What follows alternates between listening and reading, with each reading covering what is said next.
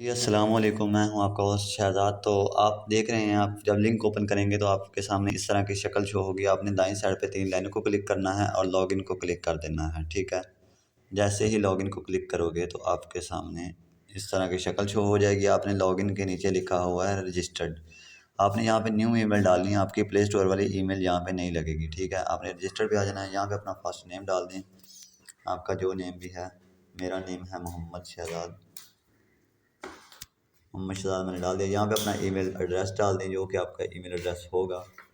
मेरा ये email address है, मैंने ये डाल दिया। यहाँ पे अपने पासवर्ड डाल देना है, न्यू पासवर्ड लगाना है, न्यू ईमेल लगाना है, ठीक है। यहाँ पे मैंने अपना न्यू पासवर्ड लगा देना है।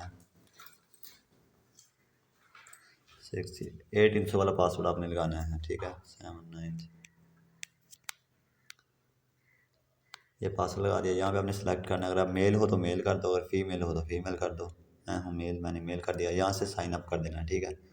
जैसे ही आप साइन अप करोगे तो आपने यहाँ से फिर लॉगिन करना है। नीचे लॉगिन लिखा हुआ है, लॉगिन करना है और वही ईमेल डालनी है जो आपने वहाँ पे डाली थी। ये देखें, ये मैंने ईमेल डाल दी और यहाँ से मैं कर दूँगा इससे सक्सेसफुली लॉगिन।